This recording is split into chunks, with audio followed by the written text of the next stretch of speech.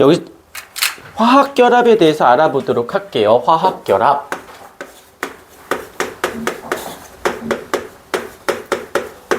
근데 이 단어는 앞에서 배웠던 주기율표라고 하는 금속, 비금속이라고 하는 개념과 연결선상에 있다라고 보셔야 되는데, 먼저 살짝 배경 지식을 조금 하고 갈게요. 배경 지식이 있는데, 일단 누구냐면 주기율표죠. 주기율표 하면은 제일 먼저 떠올려야 되는 게 주기족이라는 거, 당연히 주기, 그 다음에 족이라고 하는 개념을 알고 들어가야 되는데, 주기는 껍질수를 의미하는 거고 족은 원자과 전자수를 의미한다라는 거. 그 다음에 또 알고 가주셔야 되는 게 우리가 배웠던 금속, 그 다음에 비금속이라는 거 우리가 배웠었더랬죠. 금속하면 떠오르는 단어는 그치, 전자를 어떻게 해야 돼? 전자를 잃어야 돼요. 그 다음에 비금속 그러면 어떻게 돼? 전자를 얻음이라고 주셔야 돼요. 그래서 된 물질, 잃어버릴 거야. 금속인데 그래서 전자를 잃어버렸어요. 그러면 우린 무엇이 되었다? 양이온이 되었다 라고 이야기를 하는 것이고요. 전자를 얻으려고 해. 그래서 얻었어. 그러면 우린 얘를 음이온이라는 말을 쓰게 되어지는데, 뭐 정확히 좀 다르지만 우리는 그냥 금속은 양이온이야, 뭐 비금속 음이온이야, 딱히 이렇게 정확히 구별하지는 않습니다. 중요한 것은 전자를 잃어버렸다라는 거, 전자를 얻었다라는 게 메인으로 잡히는 것이지. 여기까지는 됐어요. 그런데 지금 화학결합하고 무슨 관계입니까? 라고 한다면 여기 금속이 있고 비금속이 있어요. 잘 보세요. 여기서 이제 뭐가 돼? 금속끼리, 뭐 양이온, 음이온이라고 표현해도 되고, 금속하고 금속끼리 결합을 할 거예요. 그 다음에 비금속끼리 결합을 할 거예요. 그 다음은 하나 더 남았죠? 누가 남았을까? 그쵸. 금속하고 비금속. 얘네들끼리 결합을 할 거예요. 가 이렇게 나왔어요. 근데 말할 때마다 길어. 뭐 금속끼리 결합했어요. 비금속끼리 결합했어요. 금속과 비금속이 결합해서 말이 기니까 줄일 거예요. 뭐라고? 얘를 금속 결합이라고 말을 할게요. 그 다음에 비금속끼리는 우리는 공유 결합이라고 말을 줄이도록 할게요. 그 다음에 얘는 이온 결합이라고 말을 하도록 하겠습니다. 그래서 이렇게 금속과 비금속 두 가지 중에서 지들끼리 결합해, 얘네들이 결합해서 총 3종류가 나와요. 그런데 우리는 주로 누굴 배울 거냐면 요 두 아이를 가지고 주로 내용을 배우게 될 겁니다. 그래서 교재를 보시게 되면 화학결합이라고 되어져 있는데, 갑자기 거기서 화학결합의 원리상 보게 되면 이 단어가 나와 있죠. 비활성 기체. 비활성 기체가 나와져 있죠. 뒤에 가면 이제 뒷페이지에 가면 또 누구도 나오냐면 얘도 나와요. 옥텟 규칙이라는 말도 나옵니다. 같이 맞물려서 들어가 주셔야 돼요. 같이 맞물려서 가줘야 되는데, 일단 비활성 기체라는 말을 좀 더 정리해 본다면, 활성이라는 말 뜻을 일상적인 용어로 바꾸면 변화, 반응, 변화라는 말을 쓸게요. 변화라는 말로 우리는 일상적인 용어로 바꿀 수 있고, 그 다음에 비라는 것은 아니야 란 뜻이에요. 그러면 뭐야? 변화가 아니야. 즉 다른 말로 조금 변화가 아니야 좀 없어 보이잖아. 있는 단어로 바꿔볼게요. 뭐라고? 안정한 기체. 반응하지 않아서 그 상태를 그대로 가지고 유지하고 있어. 그래서 얘를 말을 줄여서 비활성 기체라고 얘기하는 거죠. 그 중에 누가 그러느냐? 그 중에 바로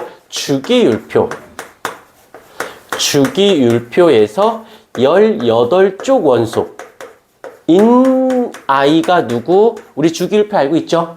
좀 이따 시험 미안한데 알 건 알아놓고 있으셔야 돼요. 그래야 그 다음 스토리가 만들어질 수 있는 거. 18쪽 원소니까 누가 돼요? 헬륨, 그 다음에 네온, 그 다음에 아르곤 이렇게 세 종류가 있다라는 거 라고 했었을 때 여기서 이게 주기율표가 나오면 반드시 누구랑 맞물려 들어가야 되냐면 원자, 번호가 반드시 물고 들어가 주셔야 돼요.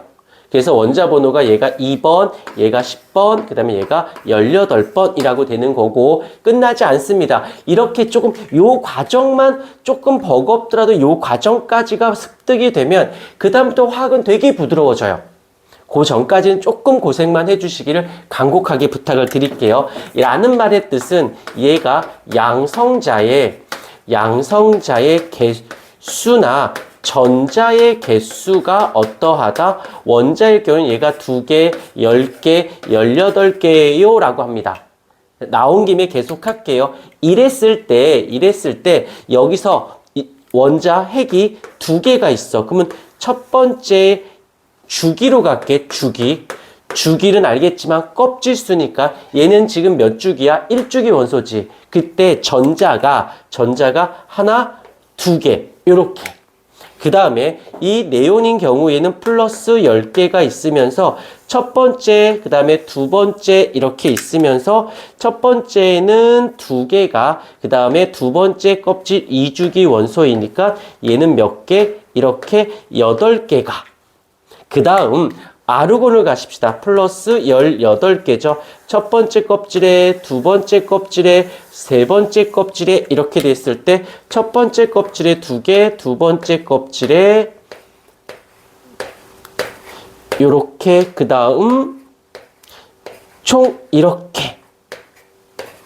그래서 첫 번째 껍질은 2개가 들어갔을 때가 꽉 찬 상태. 그 다음에 두 번째 2주기 원소는 네온은 첫 번째 2개, 두 번째 8개가 됐을 때가 꽉 찬 상태. 이랬을 때를 우리는 꽉 찬 상태라는 말을 쓸게요. 꽉 찬 상태. 조금 있어 보이게 할까? 안정한 상태. 안정한 상태라는 말을 쓰게 되어집니다. 요렇게 됐을 때가 딱 안정해서 변하지 않으려고 그래. 가만히 있으려고 그래. 그래서 우리는 얘를 비활성 상태, 비활성 기체라는 말을 씁니다. 그래서 여기서 중요한 건 색깔 칠한 거 중요한 거겠죠. 요거 잘 잡아주셔야 돼요. 여기까지는 됐어. 이제 비활성 기체. 그런데 우리 기억나나? 그 껍질이 주기고 주기가 껍질인 거는 배웠지. 그 다음에 양성자의 거기서 원자과 전자가 족을 의미한다는 거 살짝 써볼게요. 옥텟 규칙 가기 전에 그대들은 요 밑에다 써주세요. 어떻게 되냐면 1족 원소야. 1족 원소면 원자가 전자의 개수가 1개인 거 인정합니까? 됐어요. 그 다음에 2족이면 2개예요 하면 되고 13족이면 1의 자리, 10의 자리는 빼고 1의 자릿수만 가니까 3개예요 하면 되겠죠. 그러면 한 번만 더 16족 원소야. 16족 원소라고 했다면 원자과 전자수가 6개구나 라고 들어가는 거지. 그러면 여기서 18쪽이면 이론상 어떻게 돼야 돼? 8개여야 되는 거죠. 근데 아니에요. 8개가 아니고요. 0개 취급합니다. 왜냐면 근데 잠깐 스탑. 여기서는 웃긴 건 최외각 전자일 땐 이 18쪽은 8개가 맞아요. 그래서 원자과 전자라고 할 때는 18쪽 원소는 0개, 최외각 전자라고 표현할 때는 18쪽은 8개가 맞아요. 그럼 왜 이럴까요? 한다면 정의 때문에 정의. 최외각 전자는 가장 바깥 껍질에 있는 전자 수만 생각하시면 돼요. 그러니까 개수가 8개 있는 건 맞아. 근데 이 원자과 전자라는 건 가장 바깥 껍질에 있으면서 전자의 개수가 있으면서 성질도 갖고 있어야 돼요. 근데 얘는 18쪽은 성질이 있다 없다? 비활성이니까 성질이 없어요. 그래서 얘는 0개, 체외각 전제일 땐 8개라고 하는 거지.